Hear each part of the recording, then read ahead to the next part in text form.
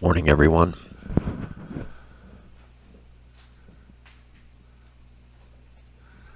It's good to be here. Welcome to our second Sacred Breeze community gathering. Hope everybody is healthy and well today. I'm learning as I go. Last month, I'm planning on doing this once a month. And I actually have a kind of a board that consults with me, and I'm hoping to bring other people in eventually. And when this is done, I'll post it on the website, sacredbreeze.org. I post two things, the live broadcast and the insight that I share from within the broadcast, so hopefully this will work out. Like I said, I'm using this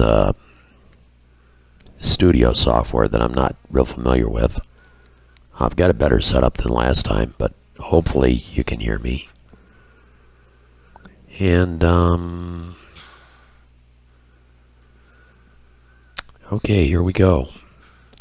Now, I've got a gong sound, but I can't hear it here. But I trust that it's going to work, so let us begin.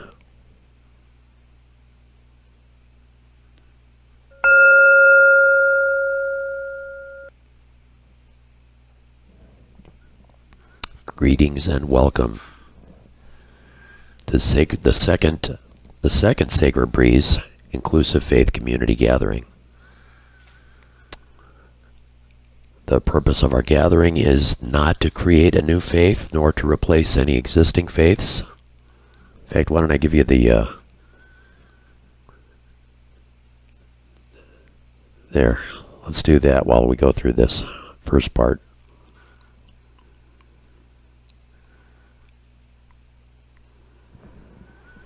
Greetings and welcome. The purpose of our gathering is not to create a new faith, nor to replace any existing faiths, but rather to encourage one another to recognize and cultivate inclusive, unconditional love and creativity within each our own cultures and faiths of origin.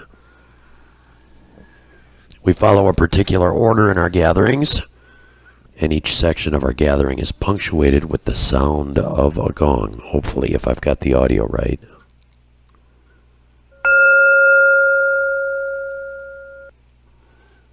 There. I won't know till I'm done whether that worked. We will try to have one of these gatherings on the first Sunday of every month. The videos of the gatherings and shared insights will be made available through our website at sacredbreeze.org. So, without further delay, let us begin.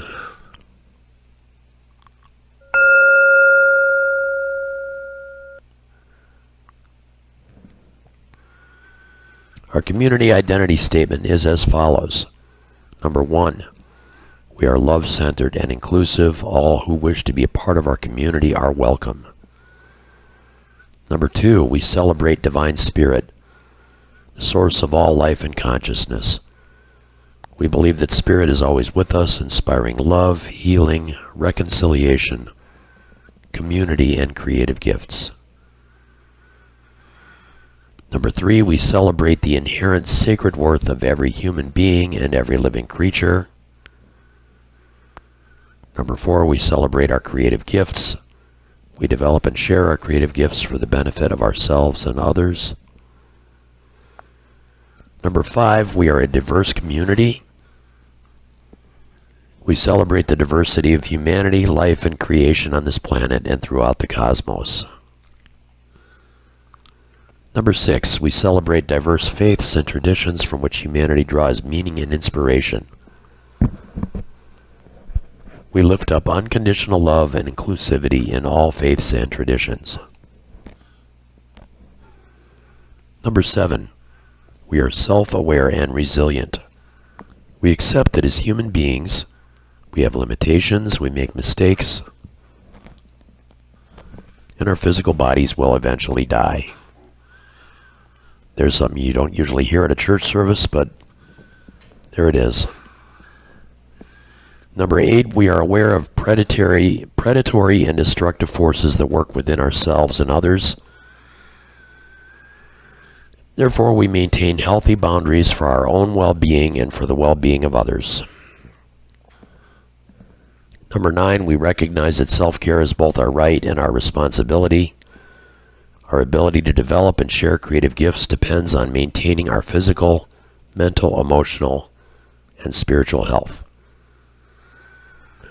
Number 10, we aspire to encounter others with patience and compassion, using our creative gifts to cultivate love, healing, and reconciliation when and where we can.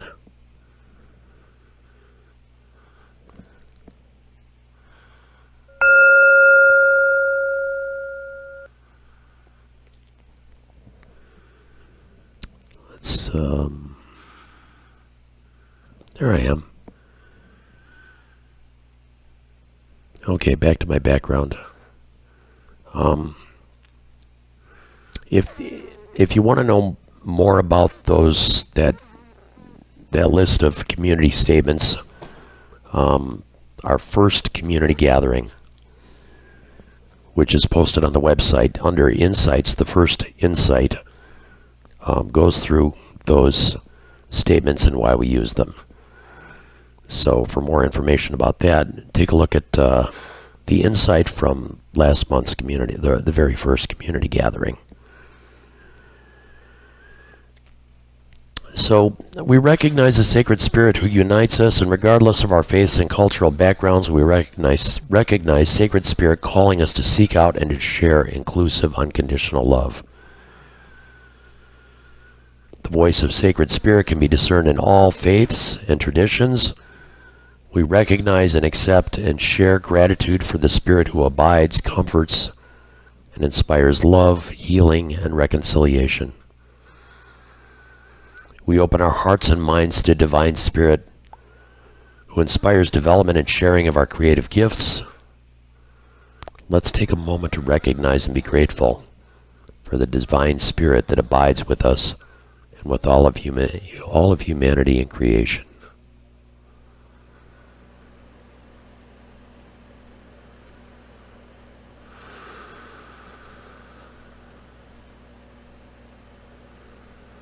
And as we express our gratitude to Spirit, let's do so each from within our own tradition and faith.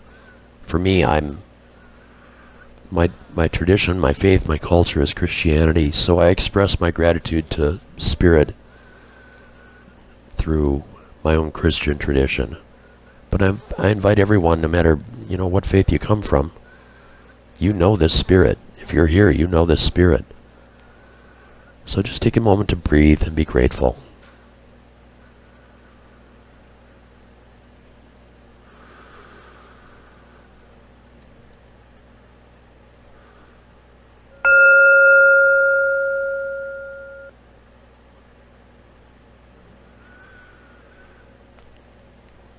We recognize that life has challenges we cannot control. We also recognize that lifting up and sharing the things that we cannot control lightens our burdens and reminds us that we're not alone. As a community, we abide with each other, just as Spirit abides with us. So let's take a moment to recognize our own challenges, whether they're physical, emotional, or spiritual. And let's take a moment to recognize, our own challenges. Let's lift them up, each within our own tradition.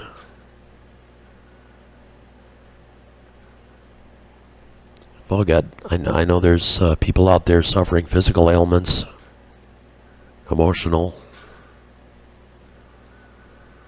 We have members who are in recovery. We lift that up. But at this moment, we're lifting it up for ourselves, our own things that we have going on within us.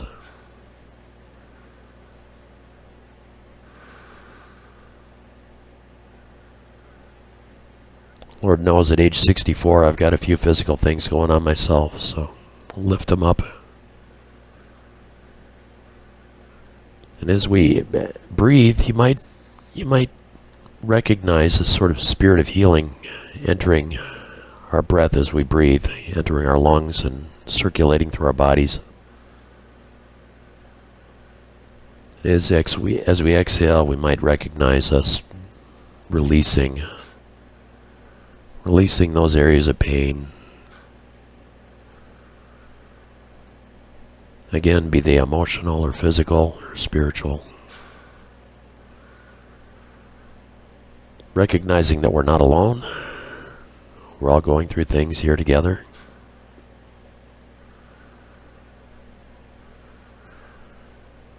Now we're going to take a moment to recognize the challenges and sufferings that others face and endure. We have family and friends we know are suffering, and it's frustrating because we know there's really little we can do to help people other than being present. That's very important. So we'll recognize the suffering and challenges that other people endure.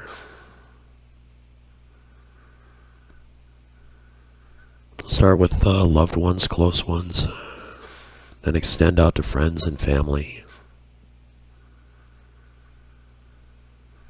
We'll just think about the suffering that people in general endure. More than in general, people we've seen, casual acquaintances, homelessness. Good Lord, the conflicts. A lot of suffering in this world. Let's allow the suffering and challenges we recognize to increase our compassion. That's part of the reason we do this. We do it to share, and we do it to allow ourselves, our own compassion to increase as we recognize all that's going on.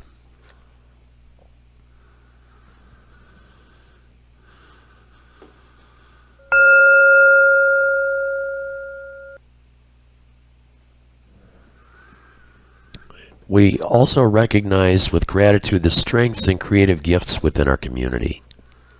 So let's take a moment to be grateful for our own strengths and gifts.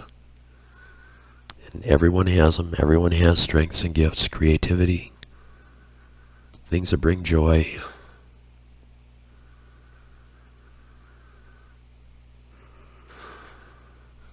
I'm grateful for the gifts that are in my life. My own creativity, my own abilities that I do have. They're a gift. And now let's take a moment to be grateful for the strengths and gifts that others share with us, for our benefit and for the benefit of everyone. You can think of them, artists you enjoy, family members who reach out with their own creative gifts, books, films. Creativity abound. There are people with creative gifts for reaching out and connecting, bringing healing. Just with their of course, doctors and therapists and spiritual leaders. Just be grateful for all the joy that we experience.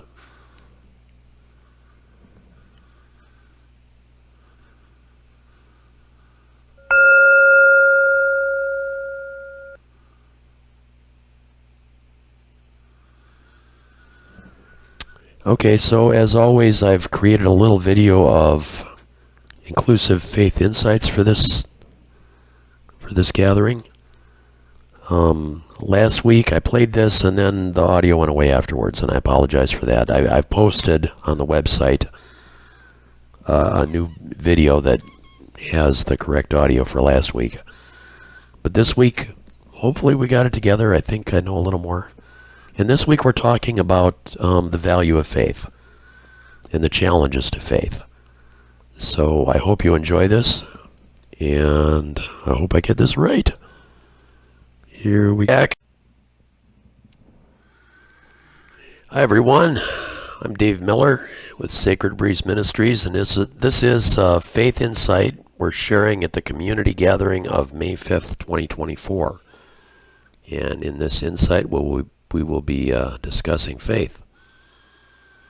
So in the inspiration shared in April 2024, Sacred Breeze was described as a ministry with a goal of seeking out and embracing the spirit of unconditional, inclusive love that is part of all faith traditions.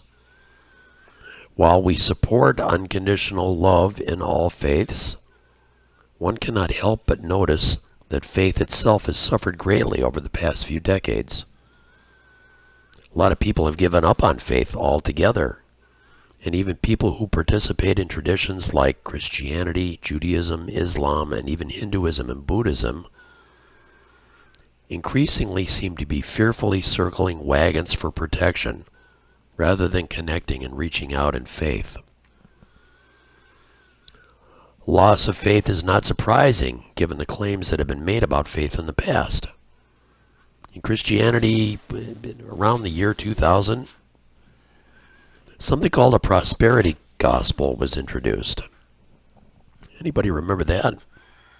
The prosperity gospel promised great wealth, health, and even miraculous powers if a person would just offer their thoughts, hearts, and souls in addition to substantial monetary offerings to their faith. And then what happened? In the U.S., on September 11, 2001, the attack on the World Trade Center happened in New York. Faith was understandably shaken. We tithed. We offered ourselves heart and soul. We did all the right things. Why did God allow us to be attacked? When prosperity gospel leaders were asked why did this happen, they responded with finger pointing and blame. Blame Islam. Blame the Muslims. Blame LGBTQ people. Blame immigrants. And of course, there were similar voices in other faiths. Not happy with life? Not reaping the rewards your faith promised? Blame the West. Blame Christianity. Blame Judaism. Blame Hinduism. As an example, in the Kashmir region between India and Pakistan, where Muslim, Christian, and Hindu children played soccer together happily for hundreds of years, faiths were polarized and families were forced into exile. Radical factions have gained power in all faiths, including Islam, Christianity, Judaism, Hinduism, and Buddhism. Families of all faiths have been displaced everywhere, from Myanmar to Sudan to Palestine, all in the name of faith. And the conflicts and deaths and displacements continue to this day. Even beyond the global issues of conflict and displacement, many people have suffered from within their faiths and cultures of origin. Abuse of LGBTQ people, women, abuse of children, abuse of power in general are common stories through all faiths and cultures. It's no wonder so many people have given up on faith altogether. If this is what faith is all about, conflict, displacement, and abuse, who needs it? If we go back to the promises of the prosperity gospel, let's take a look at how conditions have changed 24 years later. We're not rich. We're not enjoying miraculous powers. In fact, we're getting older and weaker. People of my generation, so-called boomers, have watched family and friends fade and pass away, as is the natural course of things in this universe. In the wake of the prosperity gospel, turning to a gospel of blame and fear hasn't helped either, has it? Conflict, death, displacement, and suffering are increasing worldwide. So why bother with faith at all? Why even consider faith, even in the context of unconditional, inclusive love? Many books, sermons, and songs have been written with the intention of presenting evidence for why faith has value. Unfortunately, most, if not all, those works are self-referential. That is, they use the sacred writings of whatever faith they espouse to prove each their own particular faith. And there are anecdotal stories, of course, of miraculous revelations, epiphanies, and even physical miracles. And to be honest, I have a few stories like that to share myself, which I may someday. But by definition, anecdotal stories are self-referential as well. and not backed up by any kind of reproducible evidence. But scientific evidence of the value of faith actually does exist. For example, the placebo effect, which provides well-documented evidence that believing in, for example, the healing effects of a medication can provide relief from symptoms and accelerate healing, even if the medication is a sugar pill. There are millions of people in 12-step recovery groups and programs who readily describe the value, acknowledging a higher power through which to surrender burdens and receive comfort, confidence, and resilience to carry on one day at a time. Similarly, perhaps billions of people of faith who continue to have faith in inclusive, unconditional love, expressed in each their own religion and culture, will also testify to much the same. A sense of abiding comfort, inspiration, and resilience in facing the daily challenges of life. If one wants to delve into sacred scripture, in Christianity, Jesus is often quoted as saying, "Your faith has made you whole." Even Jesus proclaimed the value of faith. Okay, I was just self-referential, but there it is. Clearly, faith itself has value, even if specific anecdotal claims are met with justified skepticism. That begs the question, faith in what? While all faiths claim to have the right path to miraculous powers and healing, to wealth, to God, to nirvana and enlightenment, all faiths also have exclusivist conflict, displacement, and abuse. As human beings, we lift up what we value, and we do so within the context of our lives, the customs and cultures we're familiar with. Within the cultures of Christianity, Judaism, Islam, Hinduism, and Buddhism, and all others, there are many people who lift up the values of inclusive and unconditional love. Within the existential conditions that characterize living in this universe, and existential means existence. It means understanding that suffering and death are a part of the universe, basically. Within these existential conditions of loss, grief, addiction, suffering, people find hope. People find relief from suffering and even healing and reconciliation through faith in inclusive, unconditional love. Okay, I can hear it. Can you hear it? The voices of protest. You can probably hear them as well, perhaps in your own head. I've got a little voice in my own head that shouts out once in a while. This voice may be saying, Jesus is the light, the truth, and the way. The voice may be saying, there is but one God, Allah. The voice for others says, hear my people Israel, our God is one. And even from Buddhism, Buddha the Conqueror reveals the path to release from samsara. As a Christian, I can believe that Jesus is the light, the truth, and the way, and that the Holy Spirit reveals herself through everyone from every culture who is kind, generous, peaceful, patient, and loving. I can see the light of Christ shining through peacemakers from any culture and all cultures. Now the same can be said from the perspective of all religions and cultures. Grace, Ar-Rahim, Chesed, and Dharma are expressed through every culture. There is a spirit who speaks to every human heart, calling us to love one another. This is the value worth lifting up. This is the faith worthy of human hearts. This is the faith that rests in the Holy of Holies. Faith in unconditional, inclusive love has value. Christian scripture says that genuine divine spirit shares the gifts of hope, faith, and love. And where the seeds of hope, faith, and love are planted, the fruits of love, peace, patience, kindness, gentleness, faithfulness, and self-control spring forth. I personally think that all faiths have value and speak truth. I think that the Hindu-Buddhist culture of releasing ego-centered attachments opens the heart to accepting the faith of grace,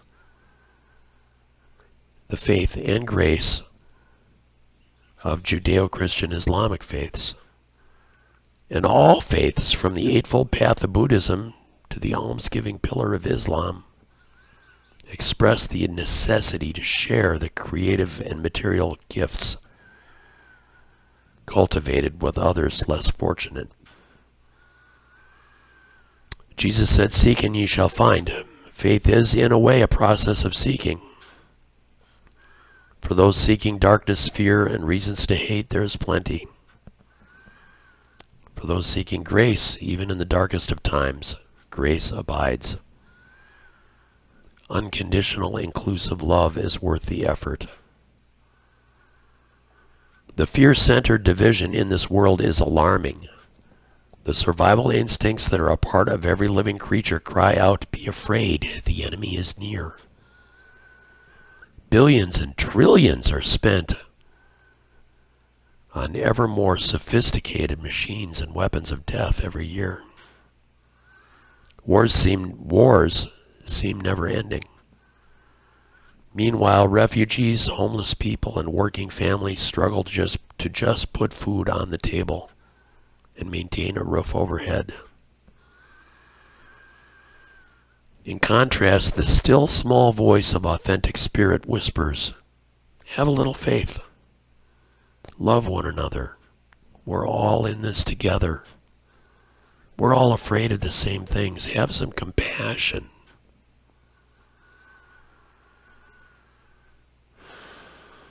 Until we meet again, may the Spirit of grace soften our hearts just a little. May we take the time and make the effort to be kind in response to impatience and hostility that we may encounter. May we have the faith to forgive when our natural response is to react. May we recognize inclusive, unconditional love abiding in the fabric of the universe. And may we recognize peace, joy, and reconciling love as it abides in us. Amen, and thank you for your attention. And I've turned my mic back on, so hopefully you can hear me this time. Hope that insight was a little bit inspiring, a little bit helpful. And, time for another going, isn't it? Okay, let's do this.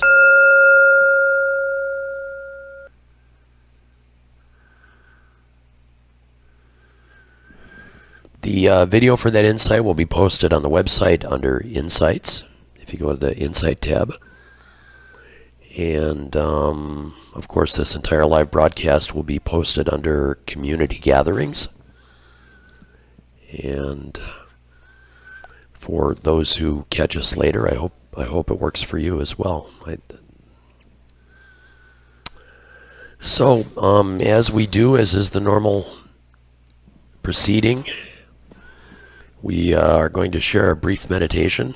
I have taught meditation for many years in many environments. So we're just going to do a little bit of a meditation to release distractions and accept grace. And this is completely unscripted every time, so we'll see how it goes. We're going to start by breathing with our diaphragms. That means you're going to feel your belly moving up and down.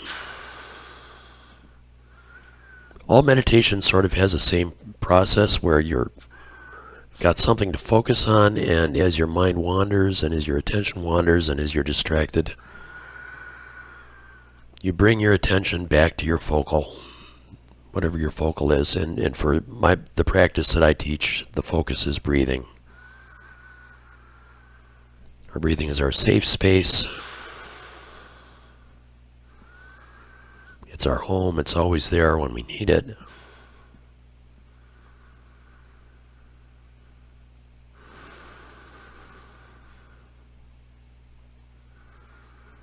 And as we breathe, we're going to start noticing little distractions, exterior at first, perhaps.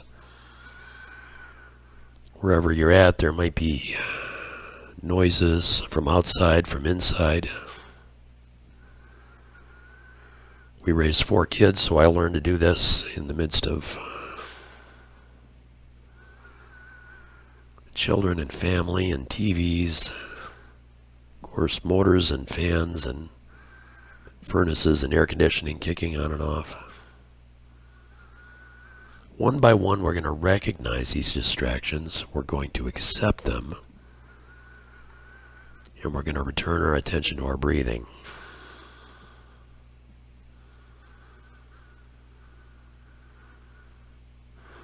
See, I think that's the real key to meditation, is accepting. It's not trying to control. There's a lot of stuff out there we just can't control, so accepting it, just letting it pass and returning our attention to our breathing.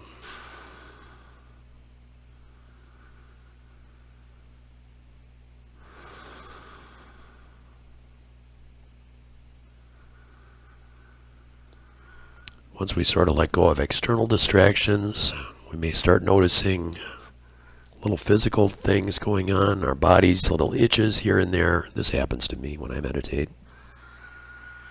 Little tickles, may feel like I need to cough. Number 1 rule for this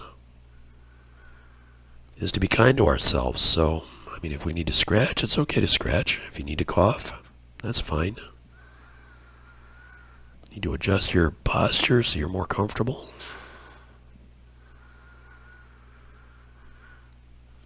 Just make yourself comfortable and return your attention to your breathing. We'll return our attention to our breathing.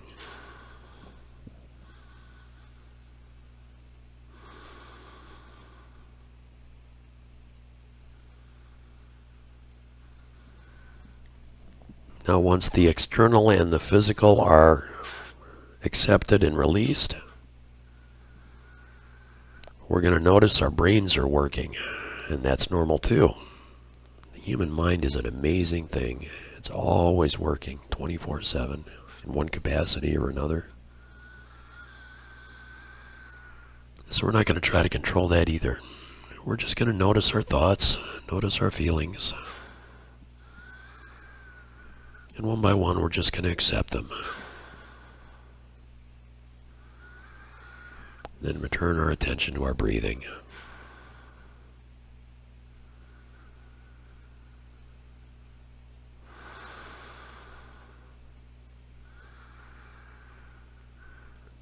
Our mind is like a blue sky with clouds passing across. Those clouds are our thoughts and our feelings. We're just going to watch them, observe them, and let them drift on by. As our sacred breath, our sacred breeze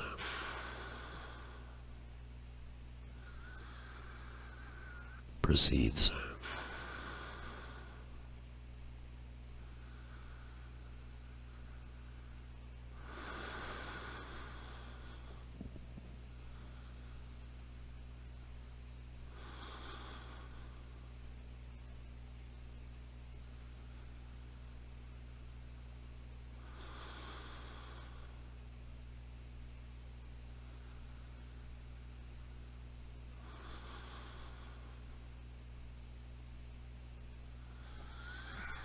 It may be startling to notice that there's actually some peace.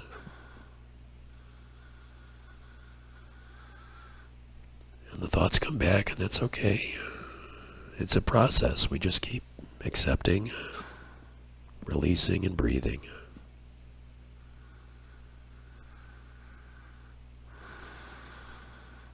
This is a practice I call mind stabilization, and it's the beginning of all meditation techniques. Creates a space where we can be at peace.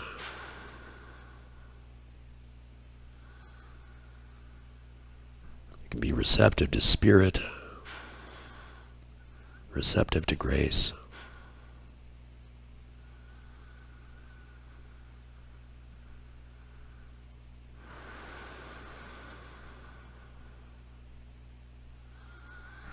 So now we're going to allow ourselves to feel positive, hopeful,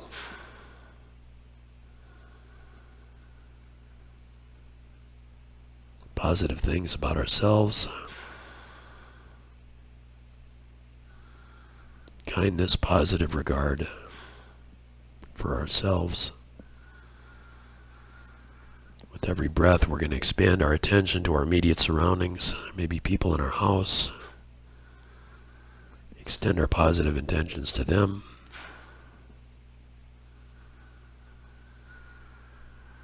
Neighbors, positive intentions, expanding outwards. Surrounding yards and countryside. Creatures, positive intention for the birds, the fish in the streams and creeks, lakes and oceans.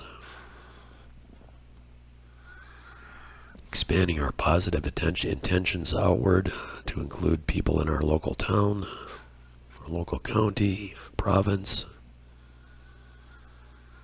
parish.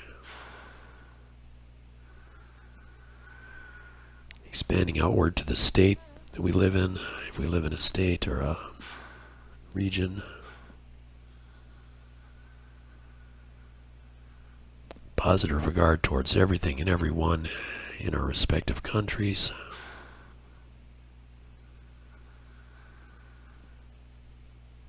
As we continue to breathe in healing grace, and as we exhale, we might consider thinking about our extending this healing grace to others. Finally, we extend our attention and our positive intentions towards the entire world.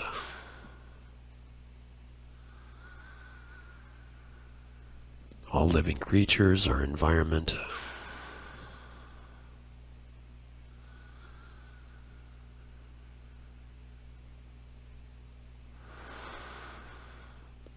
Now we slowly allow ourselves to come out of our meditation.